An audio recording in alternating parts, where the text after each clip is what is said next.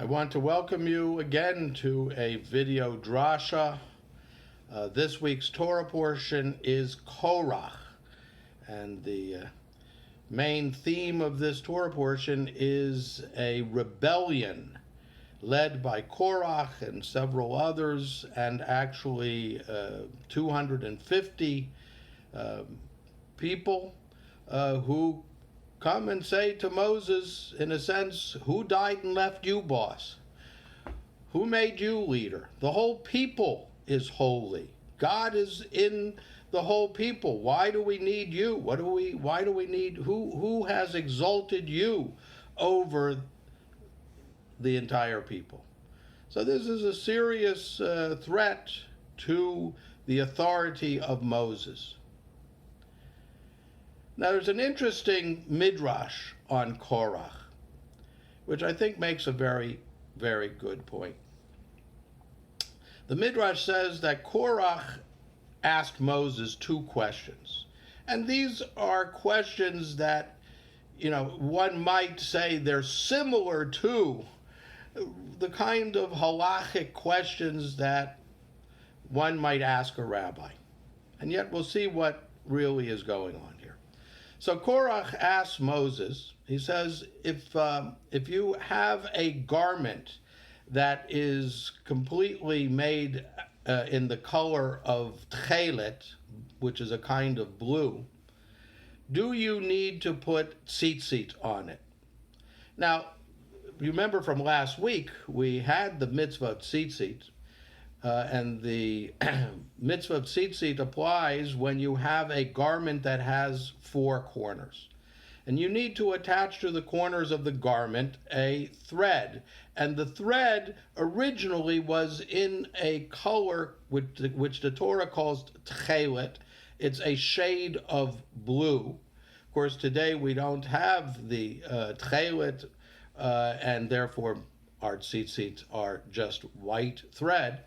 But the idea is to have this blue thread, and so therefore Korach says, well, if the whole garment is blue, why do I need to attach a blue thread to it? The other question that he asked Moses is, if you have a room full of Torah scrolls, do you need to put a mezuzah on the doorpost? Now again, the mitzvah of mezuzah is that we write, of course, the paragraphs of the Shema on a parchment scroll, and we put it inside of something and attach it to the doorpost of the house. So Korach is saying, well, if I have a whole room full of Torah scrolls, what do I need those? Why do I need this little parchment with a couple of paragraphs from the Shema on the doorpost? Now, what I think is clear from these questions is that Korach is really not asking a question. What he's really trying to do is to say, isn't this ridiculous? Now, I can tell you that over the years, working as a rabbi, one gets many questions. There are many questions, and there are different types of questions. Sometimes people have halachic questions. That is to say, people will ask something in regard to Sabbath observance, or in regard to the dietary laws, or perhaps something regarding the service, the davening, and a question: what are we supposed to do given a particular situation? I mean, that's a standard kind of halachic question. Another question is that people might hear the Torah reading, for instance, and ask, why did the Torah say whatever? So why did the Torah say something? Why is this there? Or people might ask about an observance. Why do we have, tefillin? Why do we have a mitzvah of mezuzah, for instance? So those are questions. People can be curious about things. In some cases, people genuinely are bothered by something. You might hear something in the Torah reading and say, that doesn't make sense to me. So, Rabbi, explain that to me. Right? I can give you an example.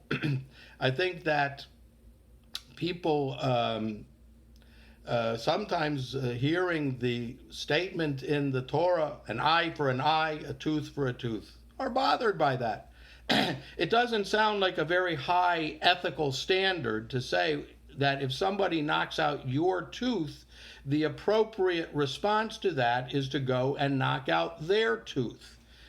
Well, that could be a good question. Somebody might be bothered by that statement. There's a good answer to that. The fact of the matter is that the oral Torah, the Talmud, says that it doesn't mean that you should go and knock out their tooth.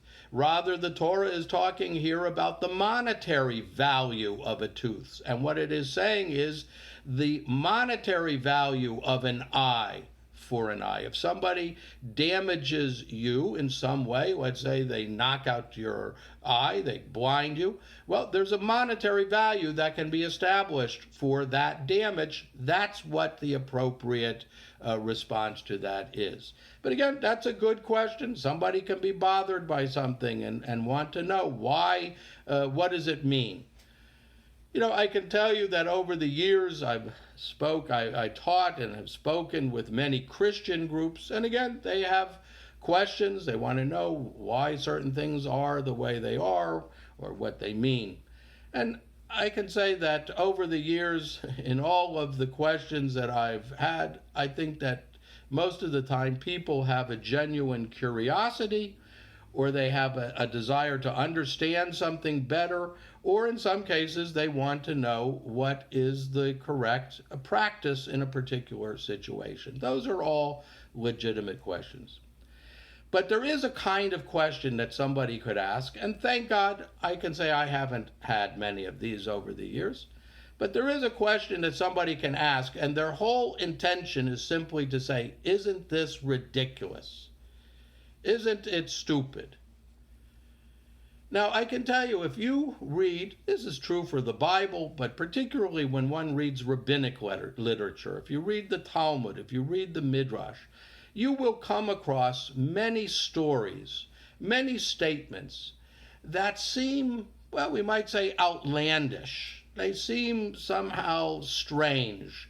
They beg credulity.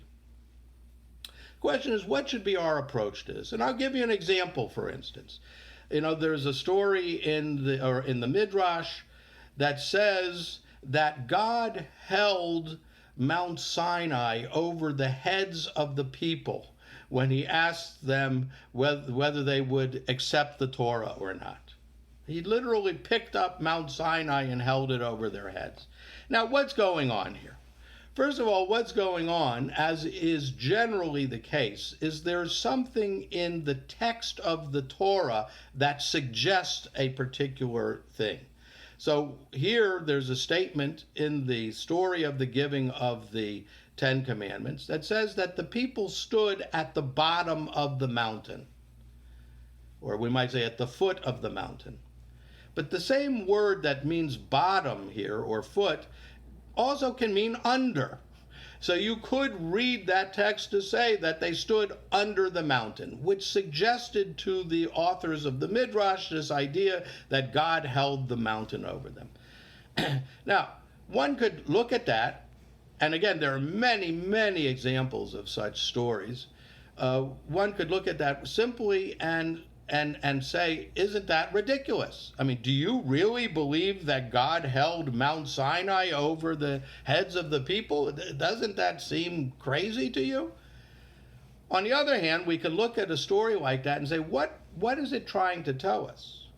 And I think what it's trying to tell us is there's a certain way of looking at the giving of the Torah that says that the Jewish people did not act totally out of free will, that they were compelled to some extent. Now, by the way, we're familiar with the other side of this. I have many times spoken about the Midrash that says that before God gave the Torah to the Jewish people, he went around to other peoples and asked them, would they accept the Torah? They all said, well, tell us what's in it. And when they heard, they said, no, thank you. But when God came to the Jewish people, they said, Na'aseh v'nishma, we'll do it and we'll hear. Therefore, agreeing to accept the Torah even before they knew what was in it. So that is clearly a view that says that the Jewish people freely accepted the Torah. But there's another view, which I think is expressed in this midrash about God holding the mountain over their heads, that says maybe it wasn't totally an act of free will. And we could say, well, what would be going on here? Well, given the fact that the Jewish people were slaves in Egypt, that God took them out from there, that there were 10 plagues that he brought. They witnessed all of these miracles, all of these tremendous acts, and then he led them through the sea on dry land and brought them to Mount Sinai. That all of this that they had seen, and given the fact that they had been slaves for so long in Egypt, that the fact is they didn't perhaps think that they really could act in free will, but rather this in some way was something that they had to do, that they had to accept the Torah. Now again, what we see is that within the rabbinic tradition, there are two possible ways of understanding the revelation. This one, of holding the mountain over their heads, it's not meant to be taken literally. It's not that God literally held the mountain over their heads. It's a way of expressing an idea that there was an element of compulsion in the revelation of the Torah to the Jewish people. And the fact is, many, many stories in the Talmud and in the Midrash are exactly like that. And there is a long established view that says that, when it comes to halacha, when it comes to Jewish law, those are not choices. Those are obligations. Those are mitzvahs. So you have to do them whether you like them or not, whether you understand them or not. But when it comes to what we call agadah, and agadah means those parts of the oral Torah, those parts of the Talmud and Midrash that are not legal, but rather are stories, commentaries, aphorisms, statements that have to do with trying to simply explain things, to explain the nature of God, to explain the relationship between human beings and God. All of that which we call agadah, there is no obligation to believe those things literally. Rather, the point of all of those stories is to teach us something, to convey to us ideas that are not easily conveyed. And that's why the rabbis used sometimes fanciful stories. They used exaggerations in order to convey difficult ideas. And so the approach to these things has to be that when one learns this, this rabbinic literature and comes across stories like this, is not to simply say, oh, isn't this ridiculous, but rather is to say, what is the point that is being made here? What are the rabbis trying to convey to us? But somebody could clearly ask questions here and simply say, well, isn't this ridiculous? What, you think God held a mountain over their heads? Do you really believe that? And what's the point of that question? The point of that question is not to find out an answer. It's not to try and figure things out and to reach a deeper understanding. The point of that question is to delegitimize the whole thing. If ultimately I can say, look how ridiculous this story is on this page of the Talmud, well, on the next page, when a particular mitzvah is discussed, it comes from the same ridiculous work, comes from the same ridiculous system. And so the idea is simply to delegitimize the whole system. And of course, that's really what Korach is trying to do here.